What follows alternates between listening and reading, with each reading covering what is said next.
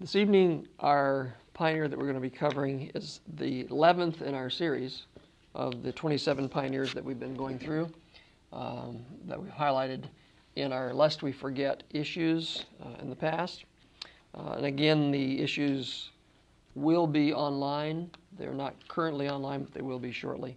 We'll be posting the PDF files of that. The one we're covering this evening is Josiah Litch. The issue that we did on him is volume 3, number 4. And it's entitled, the lead article is entitled, A Remarkable Prophecy. So let's look at Josiah Litch's life and see what we can learn from his experiences. His picture is the one right here behind me above my head, Josiah Litch. And we have the 10 previous ones on my right, and he's number 11 as we're now covering the other ones here. Hopefully we'll do several this evening as well.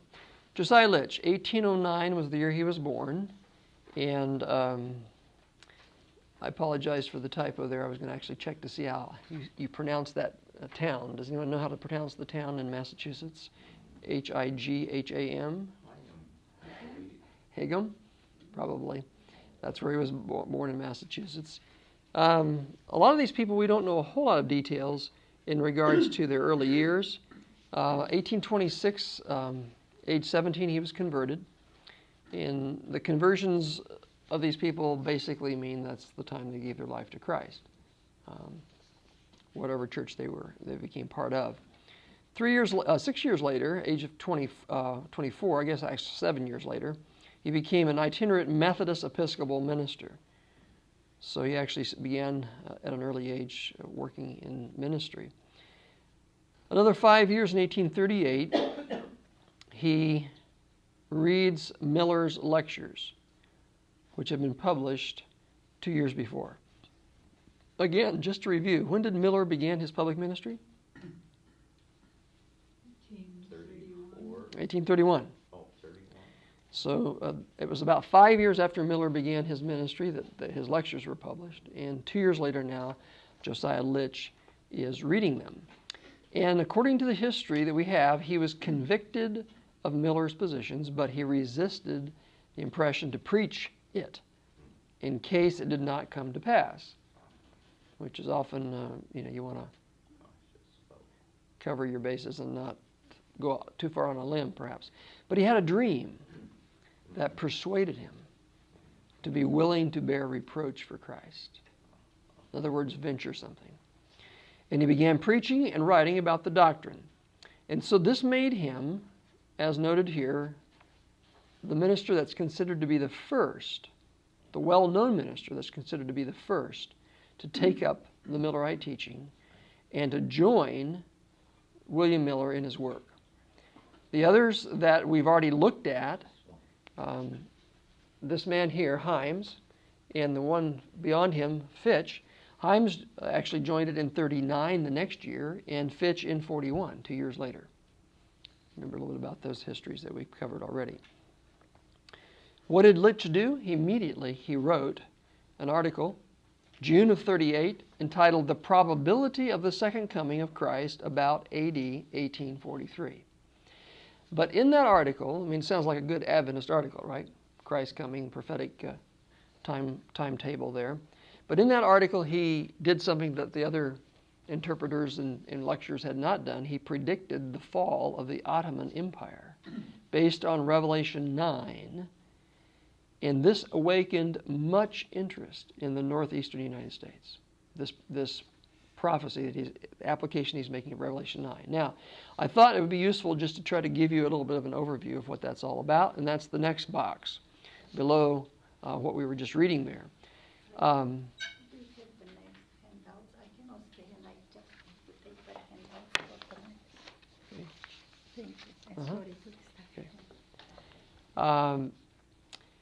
These were not published.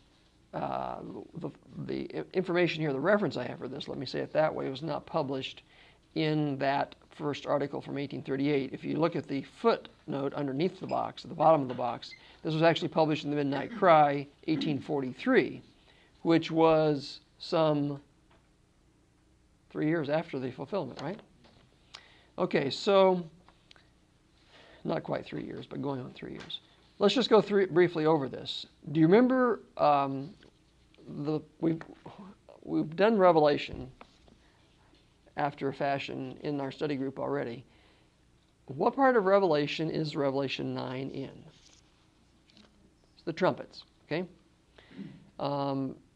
If you have your Bible, you can open to that. Specifically, what trumpet is introduced in 9? What was that? The fifth trumpet, that's correct. How many trumpets are there? 7. So how many trumpets are left after chapter 9 begins? 3, 5, 6, and 7. Now it's introduced by the last verse of chapter 8, which is useful to reference here as well. In the chapter 8, the very last verse, he has an interesting statement. You see what he says there?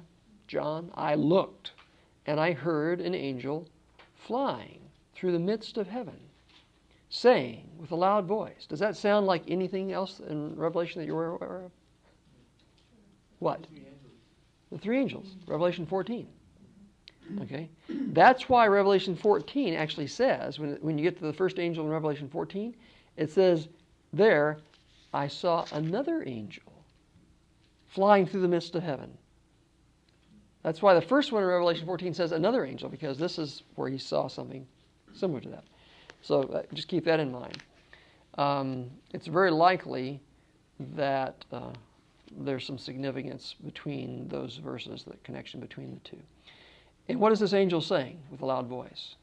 Woe, woe, woe to the inhabitants of the earth because of the remaining blast of the trumpets of the 3 angels who are about to sound. So that's why the last 3 trumpets, 5th, 8th trumpet, 6th trumpet, and 7th trumpet, are often called what? 3 woes. 3 woes. In fact, the Bible itself deals with that. The 5th trumpet is introduced in chapter 9. And at verse 12 in chapter 9, what does it say? 1 woe is past. 2 more woes are coming. You come to the end, and then the 6th trumpet is introduced. Then you come to the end of the 6th trumpet, which is over in 11 and verse 14. And what does it say? 2nd woe is past. Behold, the 3rd woe is coming quickly. That was a significant Adventist text. Okay? And then, of course, the 7th trumpet sounds, and there's no verse that I'm aware of that says the 3rd woe is past. But the 7th trumpet introduces judgment and basically introduces the last half of the book, which deals with judgment in many, many details, repeating, overlapping details from chapter 12 to the end of the book. All the phases of judgment that we looked at, the investigative phase, the verdict and sentence phase, and the executive phase are covered in the rest of the book. So based on that, Revelation 9 is the first woe, right? And so that's where the table begins, the 5th trumpet, first woe. He references it beginning with Muhammad 6:22. And in that 5th trumpet, specifically verse 5, it speaks of 5 months. 5 months of 30 days, prophetic days per month, adds up to 150 prophetic days, which would be 150 years. And he reckoned that time to begin when Othman became the Sultan in July 27 of 1299, and it would take you down, obviously, to 1449. 1449 was the end of the first woe of the 5th trumpet, and the event that occurred then, the Greek Emperor John Palaeologus died, and his successor, a man by the name of Diacochoses, he asked permission of the Turks to take the throne.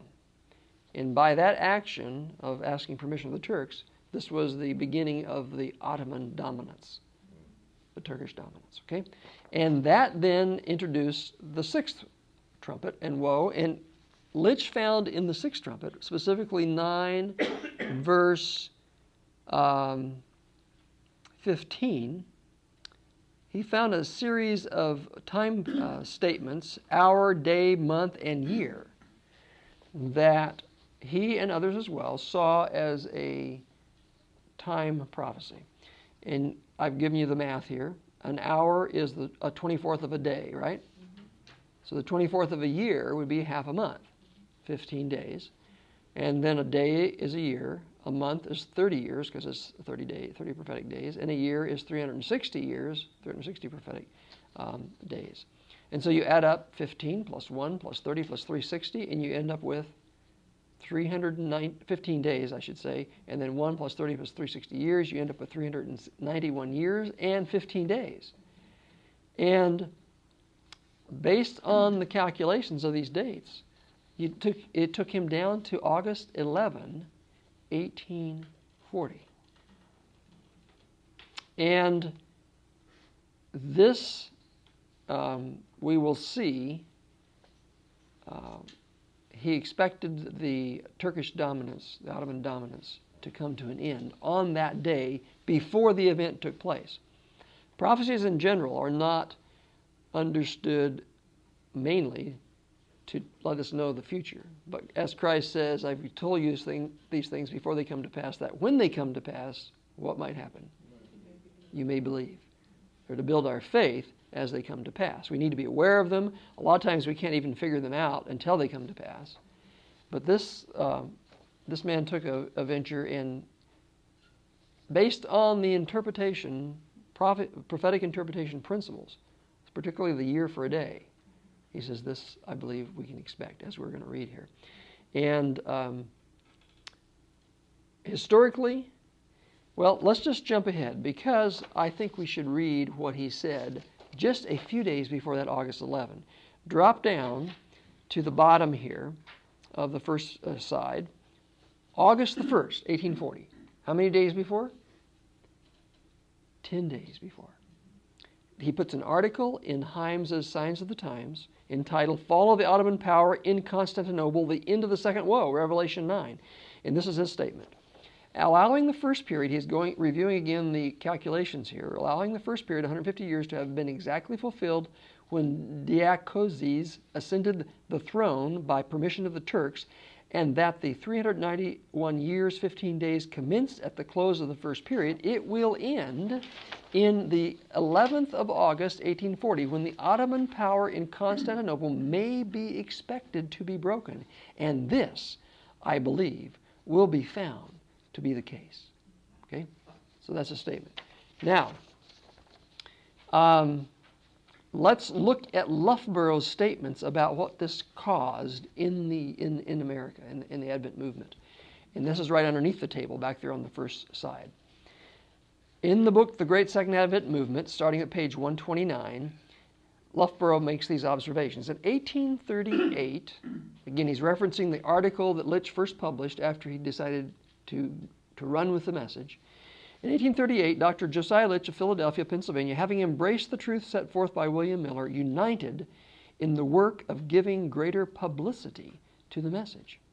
He prepared articles for the public print on the subject of the 7 trumpets of Revelation. He took the unqualified position that the 6th trumpet would cease to sound and the Ottoman power fall on the 11th day of August, 1840, and that would demonstrate to the world that a day in symbolic prophecy represents a year of literal time. Some of the brethren, even those who believed with him on this point, trembled with fear for the result, quote, if it should not come to pass, close quote, as he said. This did not, however, daunt him, but he went forward to do all in his power to give publicity to his views on the Turkish question. Public journals spread abroad the claim he had made on the subject. Infidel clubs discussed the question in their meetings and said, here is a man that ventures something, and if this matter comes out as he says, it will establish his claim without a doubt that a day in prophecy symbolizes a year, and that 2,300 days is so many years, and that they will terminate in 1844. So you see what's happening. If this prophecy shows that a day equals a year, that will give credence to Daniel 8:14. And we will then know that 1844 is also valid. The publication of Dr. Litch's lecture made a general stir, and many thousands were thus called to watch for the termination of the difficulties that had sprung up between Muhammad Ali, the Pasha of Egypt, and the Turkish Sultan. Hundreds said, if this affair terminates as the doctor has asserted, it will establish the year-day principle of interpreting symbolic time, and we will be Adventist. Very clear, right? What's happening here? The next year, after he first published this, he was continuing his preaching. He's 30 years old. Okay, he started this at age 29. So again, these are young people. And then comes the 1840 episode, which we've already looked at, and the statement that he made 10 days before the expected event. On August 11, as the table in the front indicates, the Turkish Sultan put his empire under European dominance by giving the Egyptian leader, because they were having a squabble, he gave the Egyptian leader an ultimatum based on the European protection.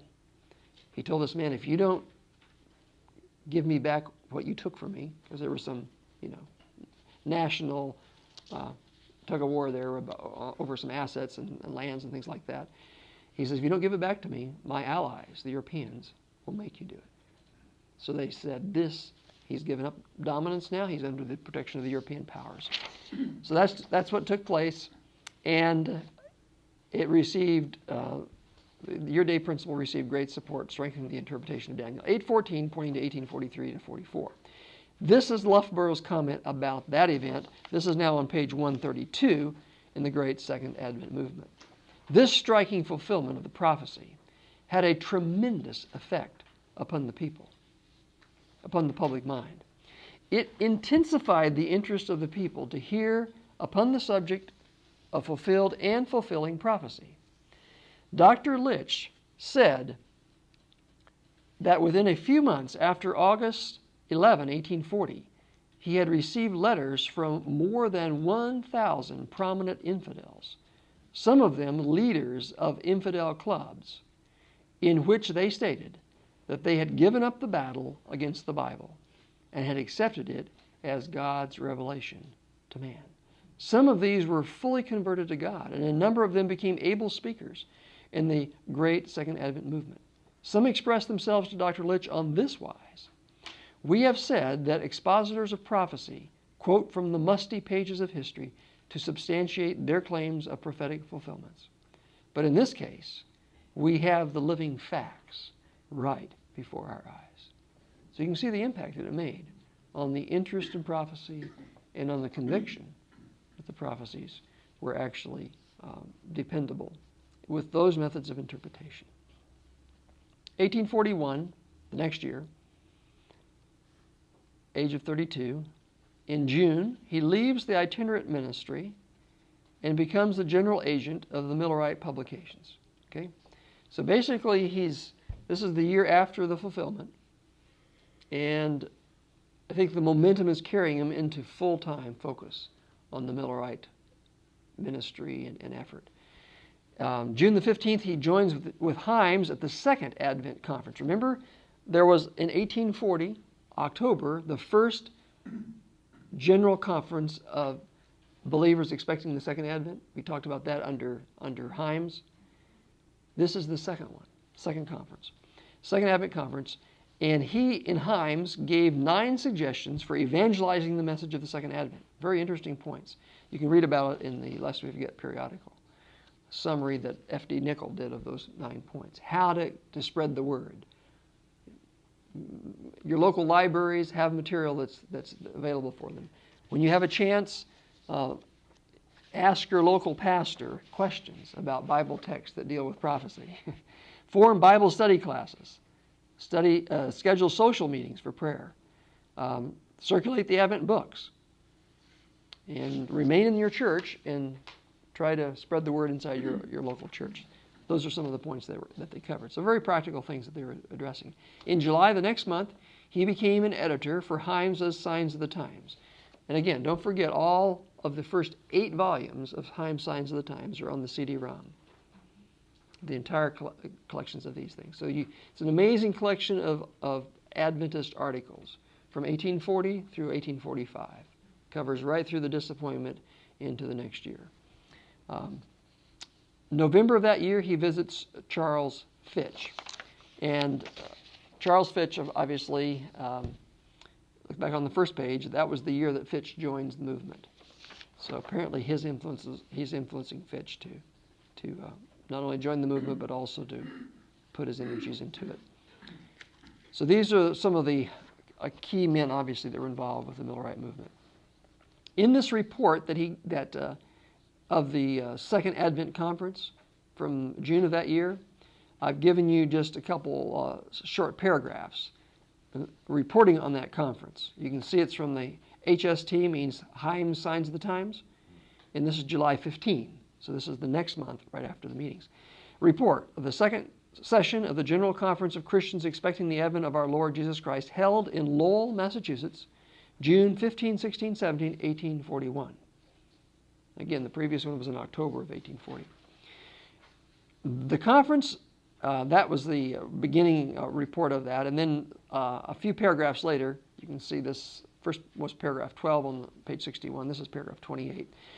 The conference then gave their attention to a discourse by Josiah Litch on the nature of the kingdom of God and the evidence arising from the prophetic periods of its being near at hand, even at the doors.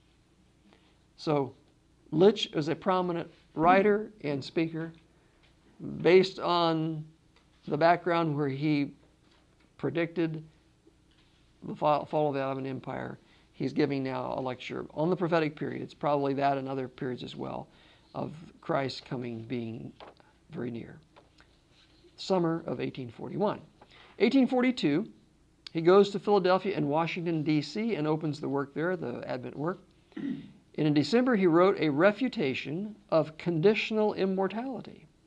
Now, this shows you the fact that these leaders in the Advent movement were not all agreed on what the group of Adventists that later became Seventh-day Adventists accepted as their fundamental beliefs, their landmark truths, one of which was the non-immortality of the wicked. We've already noticed that Miller rejected Storr's view, because remember, Storr's was the fellow that wrote about this and that really spread this concept among the Adventists. But Miller pushed back against it, and here Litch is pushing back against that view. So again, they didn't see all the light, even though God was using them in promoting the prophecies. The next year, 1843, continued work in Philadelphia and also now in Pittsburgh, Pennsylvania, as well as Baltimore, Maryland. So you tend to think that the Advent movement was in New England, but this is coming down toward the south, right? And if you read carefully the history, we may have mentioned that even, that Joseph Bates made a trip into the eastern shore of Maryland and down, getting because they wanted to preach to the slaves. They wanted to carry the message to the slaves. You're shortly going to be free, right? Jesus is coming, and He's going to free you. By the way, on my trip to Ohio, I went to Cincinnati and went to the National Underground Railroad Freedom Center. Amazing, amazing center. If you ever have a chance in Cincinnati, go there. Because before we went, the lady that I was staying with, we read some of Ellen White's statements about, because of a lot of our pioneers were abolitionists, very strong abolitionists. Remember this man here, the first GC president? Remember what his home was in New York? It was a stop on the Underground Railroad. By the way, the Underground Railroad was neither underground nor a railroad.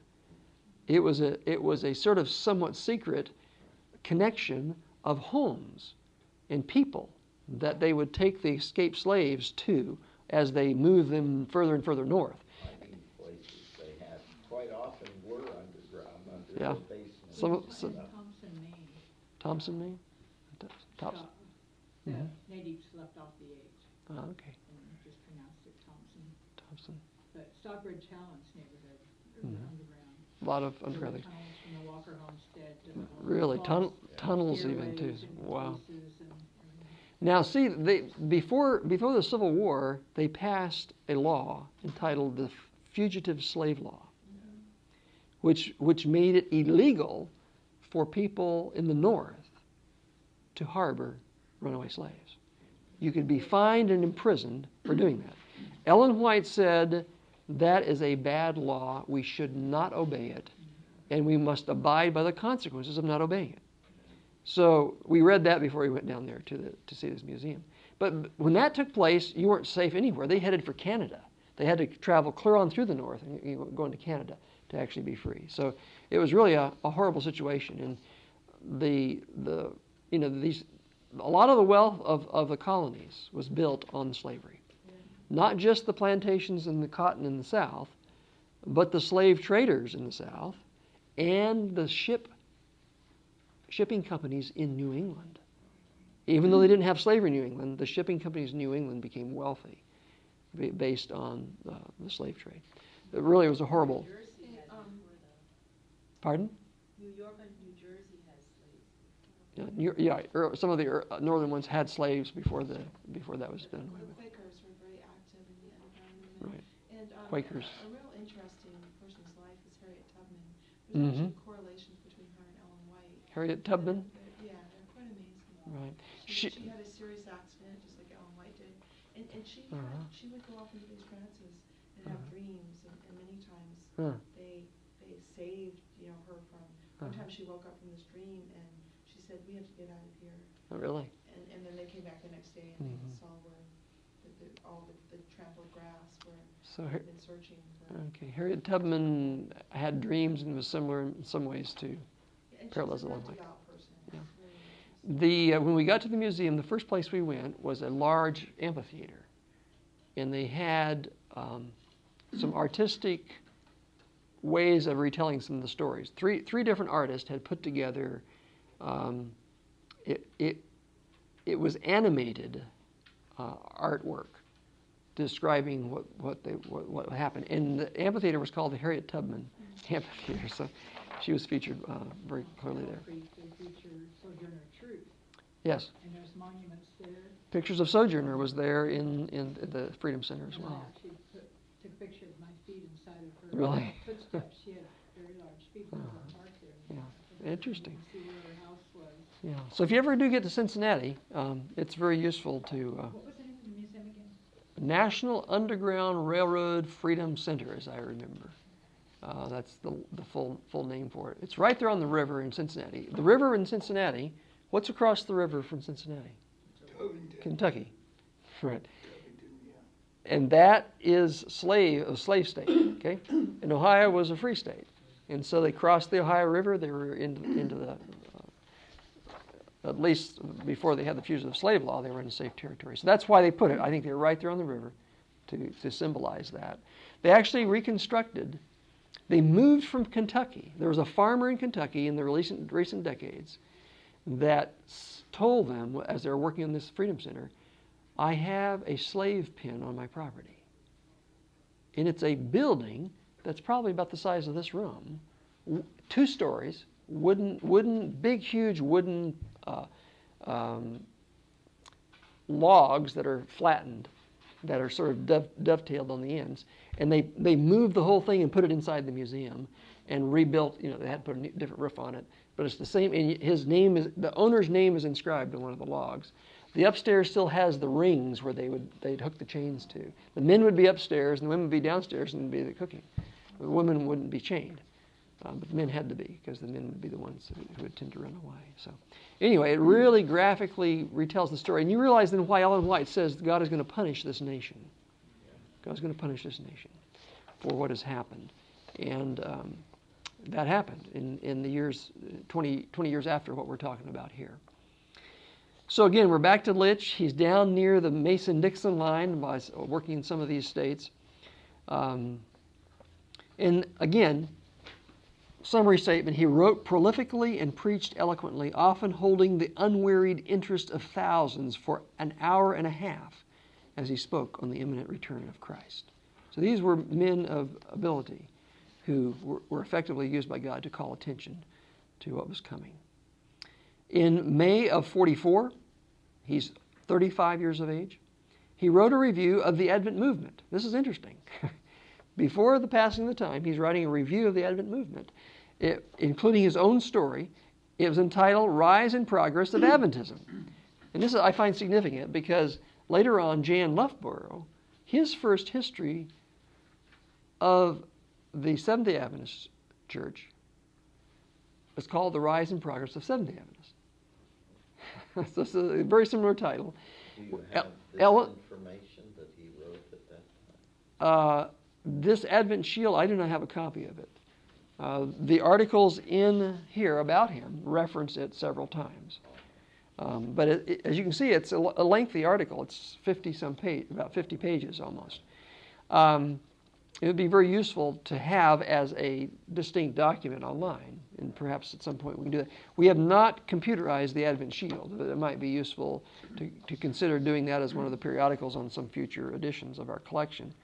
But again, he commented in there, interestingly enough, on the timing versus the event.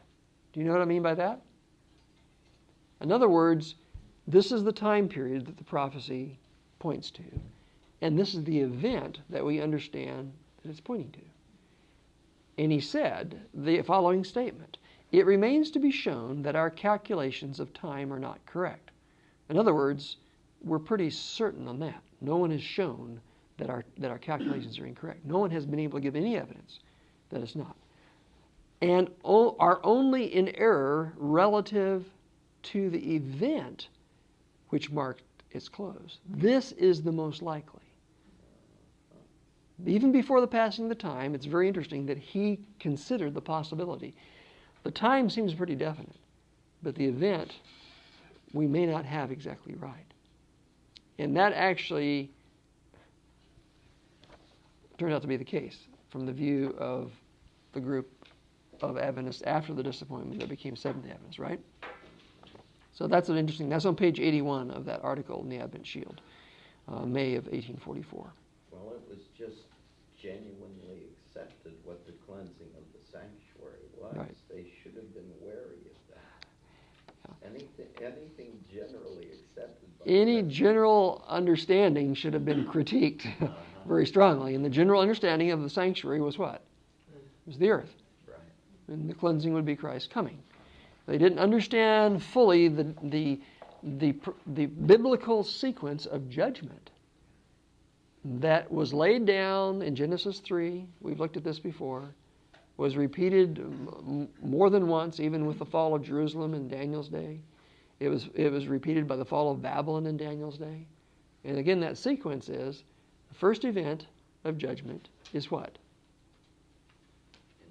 Investigation. Opening the books in the language of Daniel 7. The next event in judgment is verdict and sentence.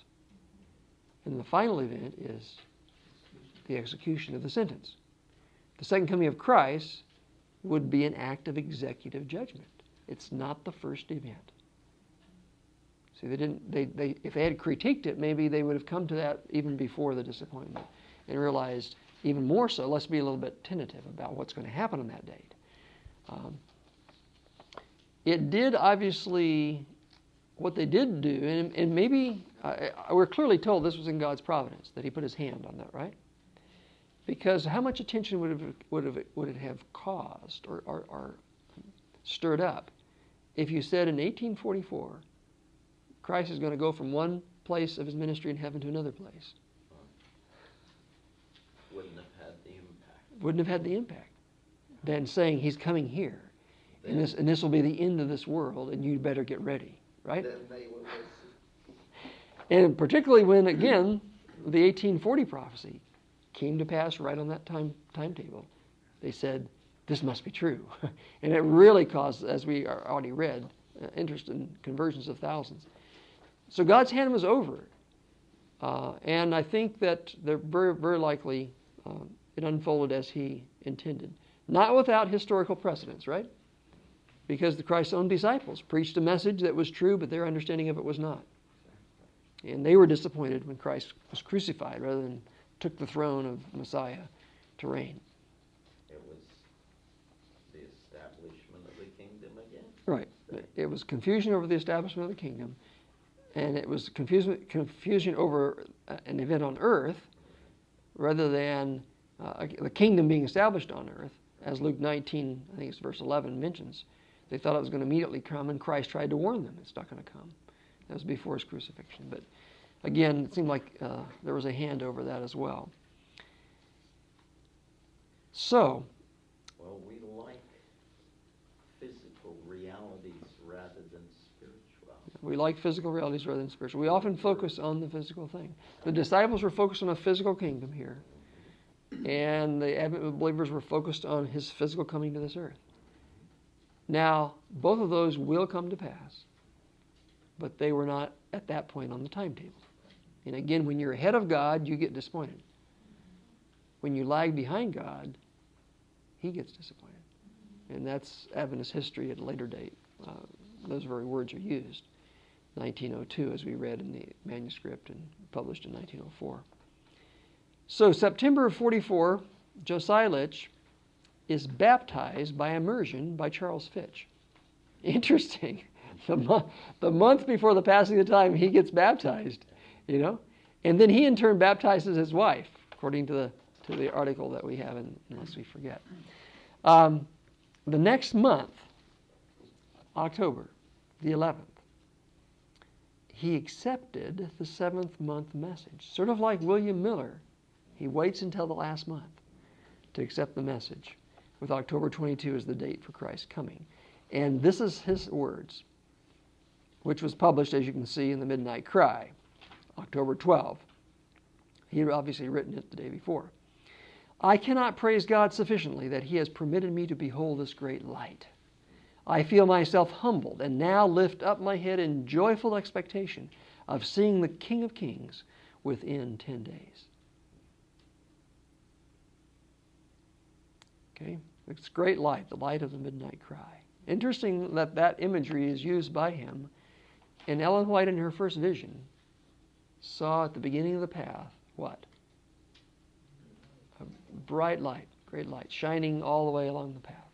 And the angel told her the light was the midnight cry. Midnight cry.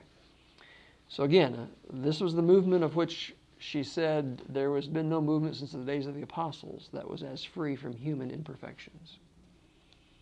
And she described it like a tidal wave going across the country. Well, we know what happened, the passing of the time.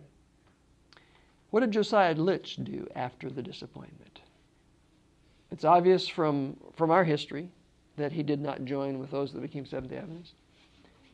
And though God used him in amazing ways in the Advent movement, let's briefly review the wrap-up of his experience here. May the 21st of 1845, the next year, he's 35 years old. He writes a letter to the Advent Herald stating that the error had been going on, he thought, for at least a year. Here's how he put it. I believe we erred and ran off our track about a year ago. That was his words. So what did he do? He joined with Himes, Bliss, and Hale, who believed the error was the time and that the event was still future. That the door was still open. They were not the short door group. The door was still open and would be closed when Christ returned. He opposed the shut door branch that a man by the name of Turner and our friend here, Brother Snow, got into, Joshua Turner and Snow. And he also opposed the Sabbatarian branch that Brother Bates and Brother Edson, and of course James White and Ellen White. But he progressively abandoned also his positions of prophetic interpretation. He was on the editorial staff of Messiah's Herald, another publication that was published in that time, probably until his death, from what we know. And this shows you in 1873, now he's age 64. This is some years later. It's almost 30 years later. He writes a book entitled A Complete Harmony of Daniel and the Apocalypse. And in that, he repudiates almost every portion of Millerite's prophetic interpretation, including the year-day principle. And what does he do in that book? Everything in the book of Revelation, from chapter 4 onward, is where? Future. He became a futurist. Okay? He became a futurist. Chapter 4 is everything after the messages to the 7 churches, right? It's all future. We need to learn from our history. There are still people that are tending to want to do that. Well, the devil uses certain tricks. He's used it on all of the rest of Christianity. Right? If it'll work on some of us, he'll do that. Right. He has a lot of options that we can believe in. You call them tricks, but a lot of erroneous variations that, if it appeals to you, go run with it. Plausible, Right. logical. Right. There's one genuine, but there's many counterfeits, and that's what happened. And unfortunately, that was basically where this man went, and he died in 1886 at the age of 77. So again, what can we learn from this man, Josiah Litch? How did God use him?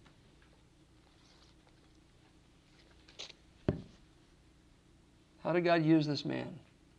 In the time prophecy. Prophetic interpretation, focusing on the prophecies, especially the time element, and the principles that you can use to interpret that.